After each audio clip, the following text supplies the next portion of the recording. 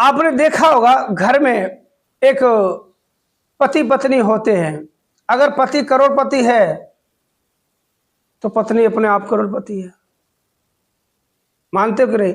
बच्चे अपने आप करोड़पति बाप की औलाद है।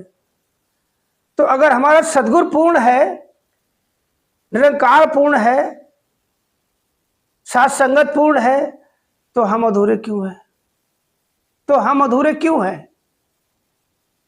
हम अधूरे क्यों हैं? क्योंकि हमारे कर्म सही नहीं है, क्योंकि हमारा नजरिया सही नहीं है, क्योंकि हमारे बोल वचन सही नहीं है, हमारे सुनने की जो है, हम अच्छाई नहीं बुराई सुनना पसंद करते हैं, हम अच्छा नहीं बुरा बोलना पसंद करते हैं, हम किसी को अच्छे नजरिए से बुरी नजरिए से देखना पसंद करते हैं। तो जब सब पूर्ण हो गया है और पूर्ण के साथ जब पूर्ण मिल जाता है तो पूर्ण हम क्यों नहीं हो पा रहे हैं? जब इस गिलास में, इस लोटे में और इस गिलास में सब में पानी है और सब में एक ही चीनी मिला दी है, तो एक में मिठास क्यों नहीं है? एक का स्वाद अलग क्यों है? तो ये देखने वाली बात है कि हमारा जब कर्म ऐसा बन जाएगा, नजरिया बन जाएगा, तो हमारा मन अपने आप शुद्ध हो जाएगा। सबसे मन तो वही करता कि हम आंखों से देख लेते हैं, हमें जो चीजें भा जाती है उसकी तरफ मन भागता है। हम परेशान होते हैं, कोई चीज हमें जुबान से मतलब अपने मुंह से कोई लगा ले, स्वाद बढ़िया लग गया तो मन उसके पीछे भागने लग जाता है। तो मन तो कहीं भागता नहीं, मन को हम खुद ही भगाते हैं।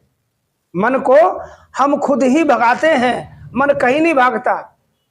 हमें कोई अच्छा पसंद आ जाए, कोई चीज लग जाए अच्छी, मन उसमें हम लगा देते, उसके पीछे लगा देते हैं।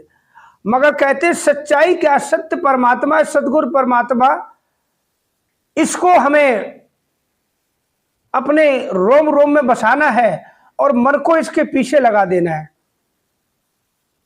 कि यही है दुनिया में और कुछ नहीं। हम लाख धन दौलत कमा लें, कितना भी नामी इंसान बन जाए, कितने भी महल माड़ियां बना ले, बड़ी बड़ी बिल्डिंगें हो जाए, अच्छी अच्छी BMW खरीद ले, बड़ी बड़ी मर्सिडीज गाड़ियां, मगर हमें जाना कहाँ है? अंत में तो हमें ये सदगुरु अपने शरण में लेगा। ये जो जिनके लिए हम कमाएंगे, जिनके लिए हम दिन रात मेहनत करेंगे, भूख प्यास सब त्याग देंगे, वो एक दिन हमें छोड़ देंगे और हमें जला के राख कर देंगे और आप सब भूल जाएंगे। मगर परमात्मा हमें कभी नहीं भूलता, वो हमेशा हमारे साथ रहता है। कहते जीवन के साथ भी और मरने के बाद भी जो रहता है परमात्मा रहता है। तो ऐसा अगर नजरिया हमारा बन जाएगा तो हमेशा सुख देंगे। तो वीडियो पूरा देखना। अगर आप ये चाहते हो कि दुनिया में मेरे से बड़ा कोई सुखी व्यक्ति ना हो, मेरे से बड़ा कोई धनवान ना हो, मेरे से बड़ा कोई नामी इंसान ना हो, मेरे से ज़्यादा किसी के पास धन दौलत, हर तरह से जो दुनिया के सारे सुख हैं वो हमें मिले, तो इसके लिए कीमत भी चुकानी पड़ती है। तो आप जानना चाहेंगे तो ये वीडियो पूरा देखिए। मैं आपको एक बात ऐसी बताऊंगा कि अगर ये आपने अपना लिया तो वास्तव में दुनिया में आपसे बड़ा सुखी, आपसे बड़ा धनवान, आपसे बड़ा नामी इंसान तो कोई हो ही नहीं सकता। तो ऐसा क्या है, ऐसा क्या है कि हमसे बड़ा दुनिया में कोई सुखी नहीं, हमसे बड़ा दुनिया में कोई धनवान नहीं? ऐसा क्या हमें मिल जाएगा? ऐसा हमें क्या करना चाहिए? ऐसा हमें क्या ऐसी कीमत चुकानी चाहिए कि जिससे हम बड़े नामी व्यक्ति बन जाए, धनवान व्यक्ति बन जाए, सुखी व्यक्ति बन जाए? तो वास्तव में कहते हैं हमारा, कहते एक तो इंसान की जो कहते कर्मों से, बोल वचनों से और नजरियों से, तीन तरह से इंसान की पहचान होती है।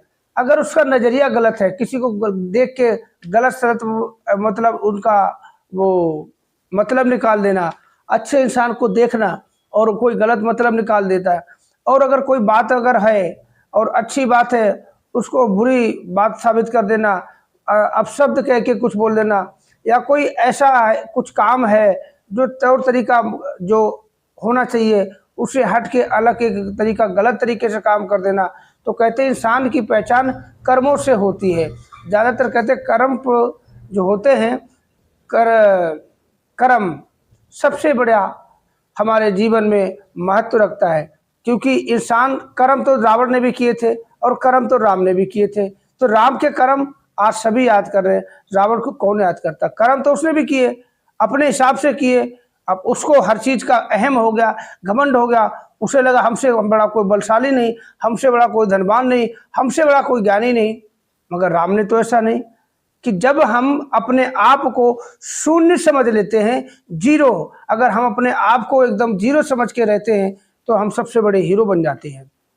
कहते जो व्यक्ति हमेशा झुक के रहता है वो सबसे बड़ा ऊंचा और नामी इंसान बनता है।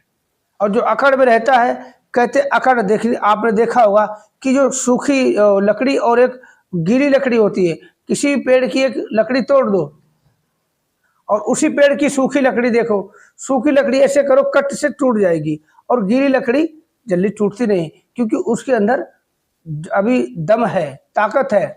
वो तभी तो कहा कि खोखा चना बाजे घना, कि रस्सी जल गई पर बल नहीं गया। तो मैं आपको बताता हूँ, अगर आपका ऐसा नजरिया हो जाएगा तो वास्तव में ये गारंटेड है कि आपसे बड़ा कोई सुखी दुनिया में इंसान नहीं मिलेगा आपको। क्योंकि कहते कि जैसे कि आपने देखा होगा कि परमात्मा जो है पूरी सृष्टि का रचयिता है और पूरी सृष्टि का पालनहारा है। हर किसी को देता है, खिलाता है, पिलाता है, रखवाली करता है। इसके लिए हर कोई एक समान है, क्योंकि ये जानता कि हर किसी में, कहते सब मुझ में और मैं सब में। ये जानता है कि मैं सब में समाहित हूं, मैं किसको क्या दूं और किसको बुरा कहूं, किससे छीन लूं, किसको दे दूं। इसमें संपत्ति तो मैं ही तो हूं, जो करूंगा अपने साथ ही तो करूंगा। अगर ऐसा ही नजरिया हमारा बन जाए कि जो परमात्मा हमारे अंदर बसा है वही परमात्मा उसके अंदर बसा है, जो राम के अंदर बसा है वो श्याम के अंदर बसा है, वो राधे श्याम के अंदर बसा है, वो राम भरोसे के अंदर बसा है, वो रमेश के अंदर भी बसा है, वो दिनेश के अंदर भी बसा है, वो पूजा के अंदर भी बसा है, वो अर्चना के अंदर भी बसा है, वो ममता के अंदर भी बसा है, और वो समता के अंदर भी बसा है। मतलब हर किसी में वही एक तत्व है। तो मैं किसको बुरा देखूं, किसको बुरा कहूं और किसका बुरा कर दूं? मैं किसके साथ छल करूं, किसके साथ कपट करूं, किसके साथ बैर ईर्ष्या नफरत करूं? तो ये जब हमारा नजरिया ऐसा हो जाएगा कि जब परमात्मा ने भेदभाव नहीं किया है, सदगुरु ने किसी के साथ कोई भेदभाव, कोई भी जाति पाति का, धर्म का, कोई हमारे यहाँ पे कोई भेदभाव नहीं, काला गोरा, बड़ा छोटा, दुबला पतला, कैसा भी आ जाए सभी को गले लगाता, सभी को अपने चरणों में जगह देता सदगुरु।